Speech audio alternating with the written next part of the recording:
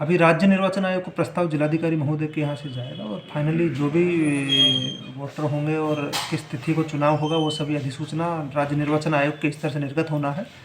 उनके स्तर से जब निर्गत हो जाएगा उसकी सूचना आपको हम ऑफिशियली दे देंगे। अभी वर्तमान में राज्य निर्वाचन आयोग से इस तरह का कोई सूचना अभी प्राप्त नहीं हुआ है। लोगों में ये जिज्ञासा है महापौर और उप महापौर की वोटिंग के लिए, तो क्या वो लोग भी अधिकृत होंगे या फिर नहीं होंगे? जैसा कि आपको पूर्व में भी बताया गया है कि सशक्त स्थायी समिति के तत्कालीन सदस्यों को कार्रवाई करते हुए पार्षद के पद से पदमुक्त किया गया है और महापौर और उप महापौर को उनके पद से पदमुक्त किया गया है। साथ ही महापौर और उप महापौर वर्तमान में पार्षद रहेंगे अथवा नहीं रहेंगे, इसके बारे में आपके द्वारा की गई परीक्षा के आलोक में विभाग से मार्गदर्शन हम लोग मांगे हुए हैं। विभाग के द्वारा जैसा दिशा निर्देश प्राप्त होगा और राज्य निर्वाचन आयोग के द्वारा जैसा दिशा निर्देश प्राप्त होगा उसी के आलोक में निर्वाचन के आगे की प्रक्रिया होगा।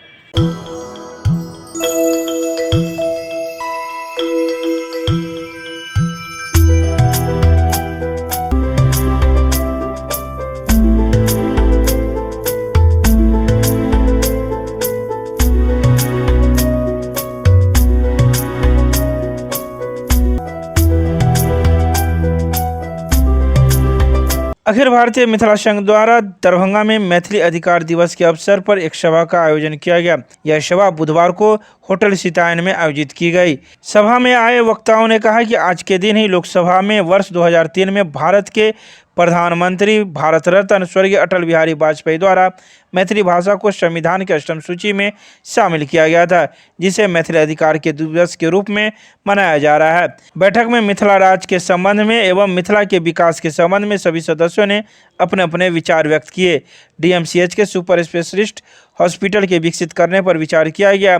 बैठक में लोगों ने एम्स निर्माण पर सरकार की प्रशंसा की, लेकिन डीएमसीएच का वजूद पूर्व की भांति बनी रहे, इस पर भी सरकार से आग्रह किया। सभा की अध्यक्षता संघ के अध्यक्ष विनय कुमार झा उर्फ संतोष झा ने की, जिसमें संघ के महासचिव सुरेंद्र मिश्र, उपाध्यक्ष रामनाथ पजियार, प्रवक्ता रोशन कुमार झा, प्रोफेसर आनंद कुमार ठाकुर, मैथिली लोक संस्कृत मंच के उदय शंकर मिश्र, शरद कुमार सिंह, पवन कुमार चौधरी, रसिया हसन, गौतम कांत आदि कई लोगों ने अपने अपने विचार व्यक्त किए। आज हम सब अखिल भारतीय मिथिला संघ की तरफ से तो मैं उदय शंकर मिश्र कोच है मैथिली लोक संस्कृति मंच के संयुक्त तत्वावधान में आइए 22 दिसंबर को लोकसभा में मैथिली के विधेयक लायल गेल है, तकरा ध्वनिमत से लोकसभा में पारित भेल और 23 तारीख के काल्हि राज्यसभा में पारित भेल।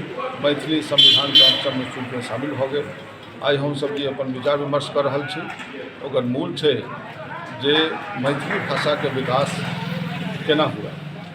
मैथिली भाषा CBSE में अखन तक लागू नहीं भेल है, बिहार बोर्ड में लागू है, लेकिन ICSE में लागू नहीं भेल है।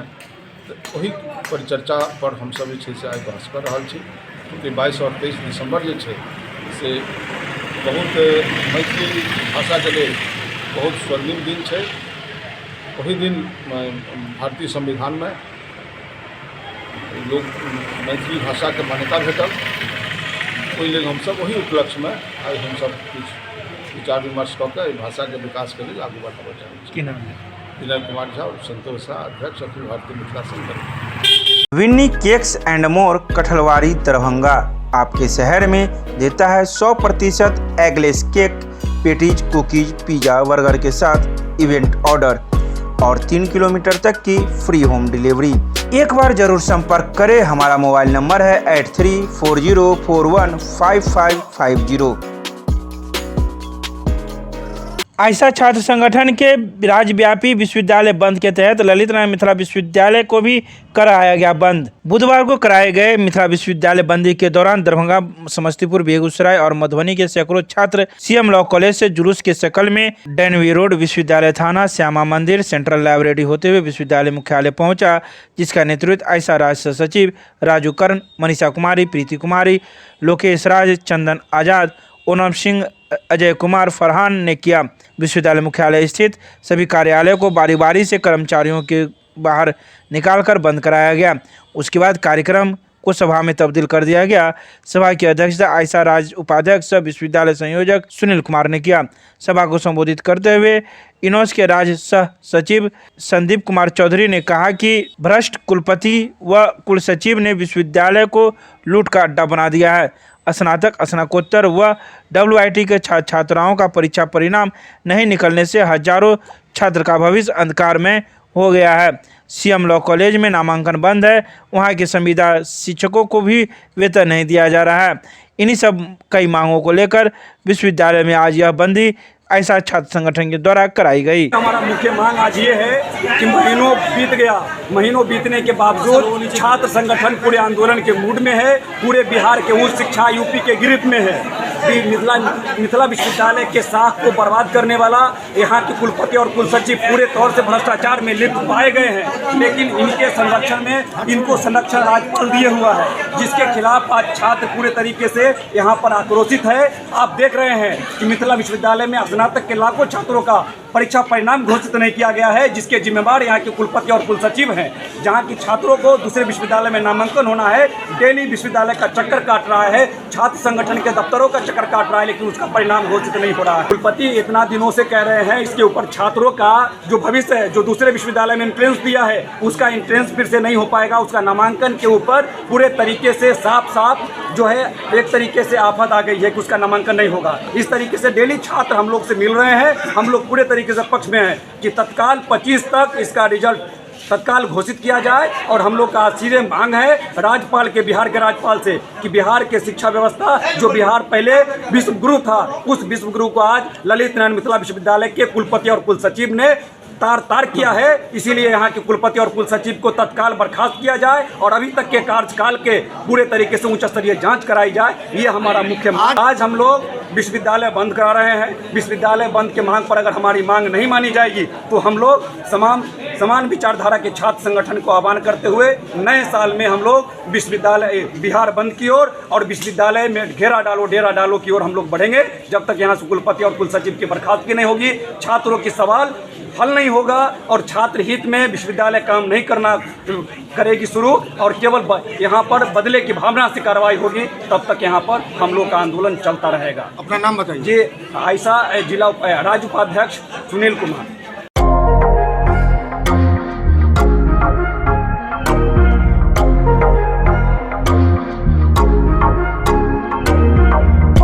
मिथिला विश्वविद्यालय के द्वारा आयोजित CM साइंस महाविद्यालय में 4 दिवसीय युवा महोत्सव के मिथिलारोहण के दूसरे दिन 16 प्रतियोगिताओं में युवाओं का रहा जलवा। बुधवार को CM साइंस कॉलेज में 4 वेन्यू में कुल 16 प्रकार के प्रतियोगिताओं का आयोजन किया गया। इसमें मिथिला विश्वविद्यालय के 22 महाविद्यालयों के छात्राओं का संगीत में फुहार, हुंकार और झंकार देखने को मिला। अंतर महाविद्यालय प्रतियोगिता में प्रथम, द्वितीय एवं तृतीय आने वाले छात्रों को जोनल लेवल पर आयोजित होने वाले प्रतियोगिता के लिए मिथिला विश्वविद्यालय की ओर से भेजा जाएगा। प्रतिभागियों के सांस्कृतिक कार्यक्रम की शानदार और मंत्रमुग्ध कर देने वाली प्रस्तुति से दर्शक मंत्रमुग्ध हो गए। पाश्चात्य संस्कृति प्रस्तुतियों का दर्शकों ने खूब आनंद उठाया। कलाकारों की प्रस्तुति आकर्षक मुद्रा, भाव भंगिमा और हुंकार के साथ किया गया। में है और जो जिसमें पार्टिसिपेट किए हैं वो सारे आदमी अपने उत्साह से काम कर रहे हैं। जज के जजमेंट आने पर अभी सील लिफाफे में आ रहा है, फिर उन लोगों के साथ खोल के फाइनल के दिन में उन लोगों का प्रतिभागियों का वितरण किया जाएगा। तो क्या लगा, कितने कॉलेज भागीदारी अपनी 22 कॉलेज आ गए टोटल। जो बच्चे आए हैं रहने की, खाने की पूरी व्यवस्था सब, और जहाँ से कोई कंप्लेन आया है त्वरित कार्रवाई करते हुए उसका निदान कर दिया गया। बड़ी अच्छी भागीदारी है, बड़े टैलेंटेड लड़के आए हुए हैं। और कल हमारे यहाँ ग्रुप इंडियन सॉन्ग हुआ है, माइम हुआ है, क्विज का फिल्म हुआ था, आज फाइनल हुआ है सवेरे, है ना। और ड्रामा का पार्ट शाम को शुरू होगा, ग्रुप सॉन्ग्स भी है। कुछ कल 2 मेहंदी और क्ले मोल्डिंग का कार्यक्रम भी हुआ फाइन आर्ट्स में, और लड़के बड़े उत्साहित हैं और बढ़ चढ़ कर भागीदारी ले रहे हैं। कितने कॉलेज के कितने पार्टिसिपेट आए? 22 कॉलेज आए हुए हैं और लगभग 150 पार्टिसिपेंट्स। तो क्या कुछ सभी की रहने की व्यवस्था, खाने पीने की हाँ, व्यवस्था, सब कैंपस के अंदर है, खाने की व्यवस्था कैंपस के अंदर है। टीके की व्यवस्था की गई है? क्या लग रहा है, टीके की जागरूक है? व्यवस्था की गई थी, चूँकि कुछ लड़के जो 18 से ऊपर के हैं मैक्सिमम टीका ले चुके हैं। कोई ऐसा स्क्रीन आउट नहीं हुआ, रैंडम चेकिंग की गई थी, लेकिन 18 से जो ऊपर है वो टीका ले चुके हैं। 18 से नीचे वालों को तो अभी वैसे भी टीका किए हैं। लेकिन हमारे यहाँ मास्क की व्यवस्था, सैनिटाइजर की व्यवस्था, चारों तरफ बैनर भी लगाया गया है। चूँकि इवेंट है तो थोड़ा तो हो जाता है, लेकिन फिर भी कोशिश है हमारी कि डिस्टेंस मेंटेन करके बैठें और उसको रखा जाए इस तरह से कि कोविड का भी बचाव हो सके।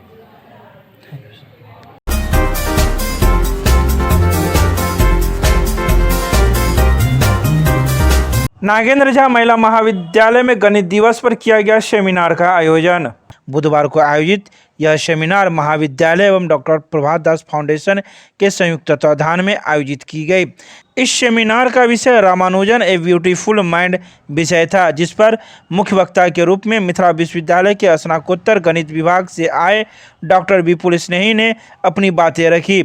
उन्होंने कहा कि नंबर कई चीज़ों को एक साथ व्यक्त करता है, इसके माध्यम से व्यक्ति की सोच का आकलन भी किया जा सकता है। रामानुजन नंबरों के बेहतरीन खिलाड़ी रहे हैं और इनका माइंड गणितीय चमत्कारों से भरा था। इनका नंबर पर एकाधिकार था और यही कारण है कि कुछ एक नंबरों को रामानुजन नंबर के साथ जाना जाता है। तो वहीं इस सेमिनार में छात्रा श्रेयाकरण, रुखसारा परवीन, स्वाति कुमारी, रौनक एवं साफिया परवीन ने भी अपने अपने विचारों को रखा।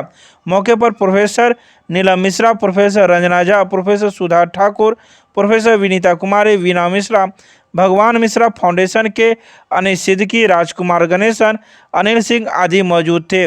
कार्यक्रम का संचालन व अतिथियों का स्वागत डॉक्टर महादेव झा और धन्यवाद ज्ञापन फाउंडेशन के सचिव मुकेश कुमार झा ने किया।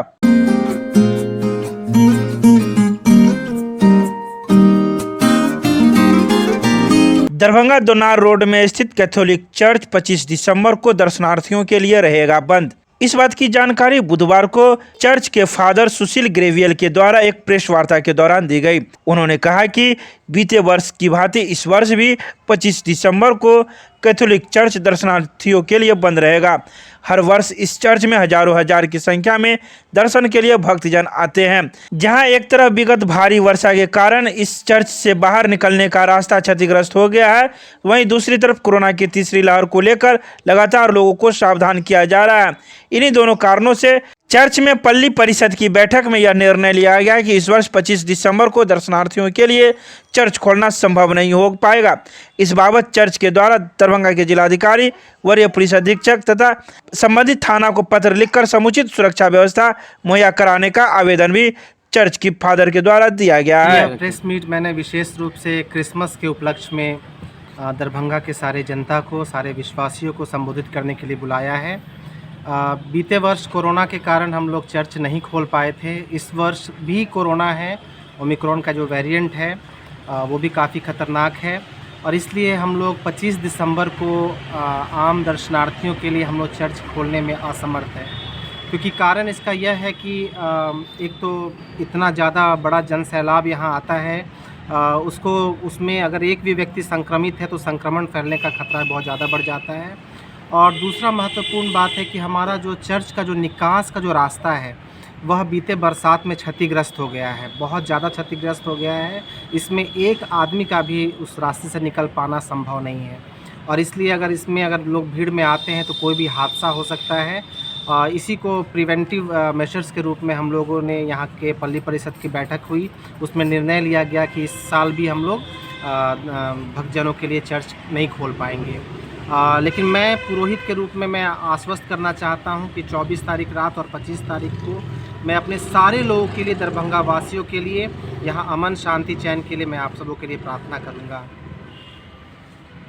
मैं एक और इसके बारे में बताना चाह रहा था कि इन दिनों कुछ मुझे शिकायतें मिली है दरभंगा से, कि दरभंगा के कुछ लोगों से कि कुछ लोग नन का ड्रेस में या फिर फ्रॉड करने के उद्देश्य से जाकर ये बोलते हैं कि चर्च का दीवार टूटा हुआ है, रास्ता टूटा हुआ है, यहाँ पे अनाथ बच्चे पलते हैं। उन सबों के नाम से कुछ लोग चंदा मांगते हैं, दान मांगते हैं और बड़ी रकम का मांग करते हैं। मैं बताना चाहूँगा कि ये करने के लिए नहीं कहा गया है। ऐसे लोग यदि आपके पास आते हैं उन पर तुरंत आप लोग पुलिस कार्रवाई करें। अगर संभव हो तो मुझे भी सूचना दें। मेरा मोबाइल नंबर है 9955440151। मैं चाहूँगा कि ऐसे जो लोग फ्रॉड करते हैं वो तुरंत कानून के पकड़ में आए और ऐसा गलती वो लोग ना करें।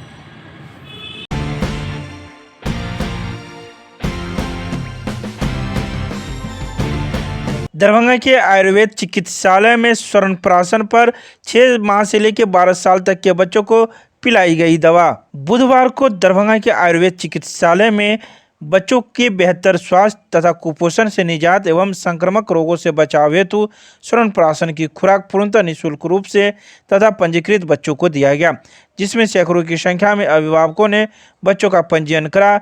6 माह से लेकर 12 साल तक के बच्चों को दवा पिलाई गई।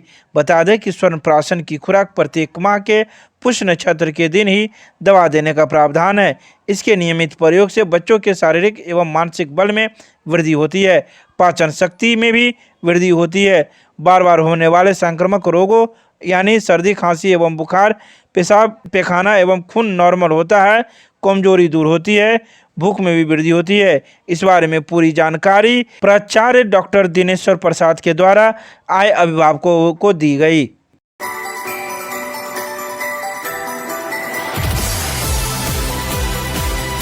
भव्य शोभा यात्रा के साथ शुरू हुआ 19वां अंतर्राष्ट्रीय मैथिली सम्मेलन। बुधवार को भव्य शोभा यात्रा के साथ 19वें अंतर्राष्ट्रीय मैथिली सम्मेलन की शुरुआत अयोध्या धाम में हुई। कार्यक्रम स्थल कौशलेंद्र कथा मंडप में शुरू हुई पारंपरिक शोभा यात्रा अयोध्या शहर के मुख्य मार्गों से होते हुए श्री राम जन्मभूमि पर जाकर समाप्त हुई। गंधर्व कुमार झा द्वारा प्रस्तुत वेद ध्वनि से उद्घाटन सत्र की विधिवत शुरुआत हुई।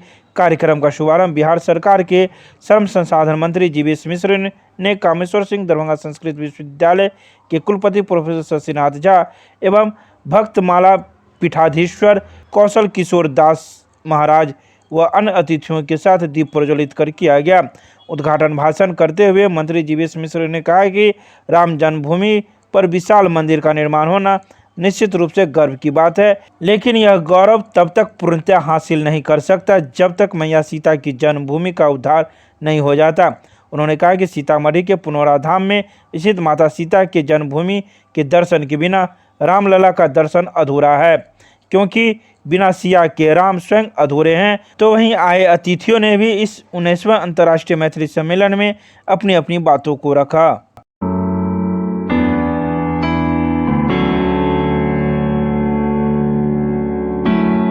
संस्कृत विश्वविद्यालय एवं मिथिला शोध संस्थान के पांडुलिपियों का भी संरक्षण इंटेक के द्वारा किया जाएगा। बिहार सरकार के शिक्षा विभाग के अपर मुख्य सचिव द्वारा उक्त संस्थानों को निर्देशित किया गया है कि पांडुलिपियों के संरक्षण हेतु इंटेक को सहयोग करे। महाराजाधिराज लक्ष्मेश्वर सिंह संग्रहालय के संग्रहालय अध्यक्ष डॉक्टर शिव कुमार मिश्र ने बताया कि इंटेक बिहार स्टेट चैप्टर के कन्वेनर प्रेम शरण द्वारा अपर मुख्य सचिव संजय कुमार को उक्त दोनों संस्थानों के पांडुलिपियों के निःशुल्क संरक्षण हेतु प्रस्ताव दिया गया था। प्रस्ताव के अनुसार उक्त दोनों संस्थानों के पांडुलिपियों के 3-3 हजार फोलियो का संरक्षण इंटेक निःशुल्क करेगी। इस प्रस्ताव को राज्य सरकार द्वारा स्वीकृत कर एक सहमति पत्र तैयार करने के लिए इंटेक से आग्रह किया गया था तथा दोनों संस्थानों के प्रधान से इंटेक को सहयोग देने हेतु निर्देशित भी किया गया है।